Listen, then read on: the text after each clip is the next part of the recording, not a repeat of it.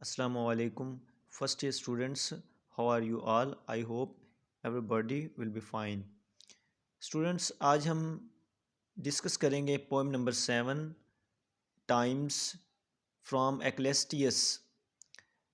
Last में जितनी भी हमने पोएम्स स्टूडेंट्स पढ़ी हैं उसमें हमें पोएट के अबाउट बताया जाता है, लेकिन यहाँ पर एक वर्ड आया एक्लेस्टियस। अब इसमें आप कंफ्यूज होंगे कि पोएट की बजाय एक्लेस्टियस ये वर्ड दिया गया है, इसका क्या मतलब है। Ecclesiastes means it is an referential poem and taken from Bible, यानी कि जो क्रिश्चियंस हैं इनकी जो मुकद्दस किताब है बाइबल, उससे इसका हवाला दिया गया है। तो इसमें दरअसल टाइम की सिग्निफिकेंस को डेपिक्ट किया गया है कि what is the significance of time in our life. In short words I would like to say that कि दुनिया में कोई भी काम अपने वक़्त से न पहले सर अंजाम हो सकता है ना अपने वक़्त से बाद। यानी कि इसमें कहा गया है कि there is a great significance of time in our life. Everything has to happens according to his given time which is allotted to it. यानी कि कोई भी चीज़ है उसमें एक सेकंड्स की भी वेरिएशन नहीं आ सकती, क्योंकि everything has to happen by the law of nature. ये एक नेचुरल फिनोमिनन है। तो let's discuss the different stanzas of the poem times. To everything there is a season. अब इसमें पहली लाइन में क्या कहा गया कि to everything there is a season, कि हर चीज़ का एक मौसम होता है।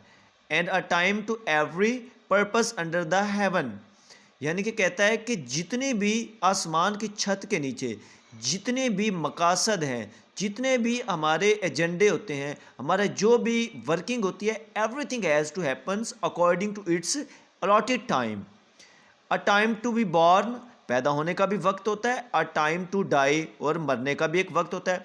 अब देखिए, as a Muslim it's our strongest believe that everybody had to die according to the time. यानी कि कहते हैं, जैसे हम इसको कुरान पाक में भी पढ़ते हैं, कुल्लु नफ्सिन ज़ायक़तुल मौत, और उसमें उसका टाइम भी है।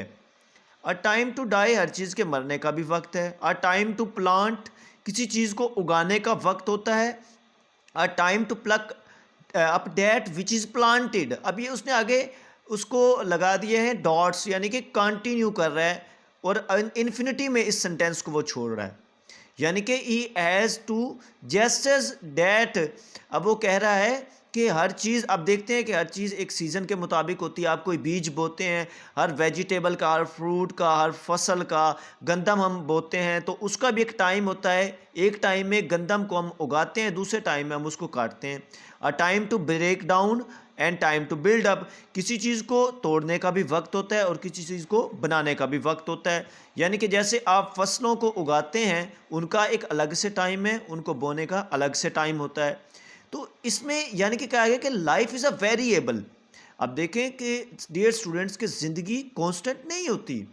You have to pass through different stages. A time to weep, रोने का भी वक्त होता है, and a time to dance. और डांस या जेस्चर बेसिकली हैप्पीनेस को है, जॉय को है, उसके यानी कि प्लेयर को है, कि कहता है रोने का भी वक्त है तो वहाँ पे हंसने का भी वक्त है। जैसे इसमें हमने पढ़ा है, हज़रत अली रज़ी अल्लाह अन्हु का फरमान है कि आप कभी भी अपने गम में ज़्यादा अपसेट ना हो, क्योंकि आपकी खुशी का वक्त भी आना है, और खुशी में कभी भी हमें घमंड नहीं करना चाहिए, क्योंकि every time is temporary in our life and every thing has to happens according to its time.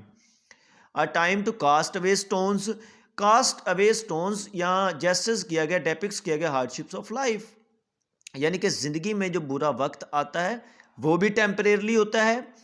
A time to cast away stones and a time to gather stones together. वो कहता है कि problems are collected by us. जब हम देखें, हमें problems को step by step solve करना चाहिए। जब हम डिप्रेस्ड हो जाते हैं तो it's become burden on our self. तो इसमें कहता है कि हमें हमेशा, हर वक्त, हर moment we have to be ready to face different things. हम चाहते हैं कि there will be nothing happen according to our will, कि हर दफ़ा हर काम हमारी मर्जी से नहीं होता, it's law of nature. A time to embrace, बाज़ औक़ात गले लगाने का वक्त होता है, and a time to refrain from embracing, और बाज़ औक़ात हम एक दूसरे से दूर रहना पसंद करते हैं, बाज़ औक़ात हम एक दूसरे को वेलकम करते हैं।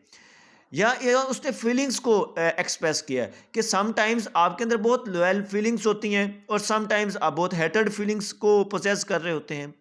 That means human nature is also variable, a time to get and time to lose. हर चीज़ को हासिल करने का भी एक वक्त होता है और खोने का भी। अब देखें, for example you are working, you are making effort for your career, and you will obviously achieve the goal of your life if you are determined. तो ऐसा तो नहीं हो सकता कि आपने एक दिन आगाज़ किया, आप उसी दिन सक्सेस आपको मिल जाए। तो किसी भी मकसद को हासिल करने में वक्त लगता है। अ टाइम टू कीप, चीज़ों को समेटने में टाइम लगता है, and a time to cast away, तो फिर उनको जब आप चीज़ों को इकट्ठा करते हैं तो उनको दूर करने में भी टाइम लगता है। आप चाहे इसमें नॉन मटेरियलिस्टिक भी आ जाता है, मटेरियलिस्टिक भी। आपके पास, आप किसी के साथ फीलिंग्स डेवलप करते हैं या मटेरियलिस्टिकली आप किसी चीज़ को अपने पास पोजेस करते हैं, फिर उसको गेट रेडी करने में भी आपको टाइम लगता है।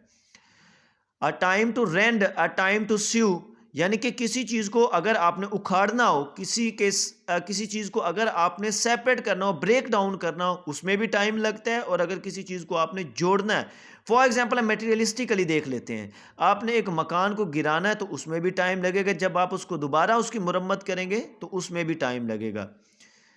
A time to keep silence and a time to speak. अब इसमें कहते हैं कि एक अक्लमंद बंदा हमेशा मौके की मुनासबत से बात करता है, तो हमें हमेशा हर चीज़ का एक मुतय्यन टाइम होता है, उसके अकॉर्डिंग हमें, यानी कि हर जगह हम बोल भी नहीं सकते और हर जगह हम खामोश भी नहीं रह सकते। So that means there is a specific time to perform your every actions. Okay students, अल्लाह हाफिज़। मज़ीद इन्फॉर्मेशन मैं आपको टेक्स्ट के थ्रू इसके अबाउट सेंड कर देता हूँ।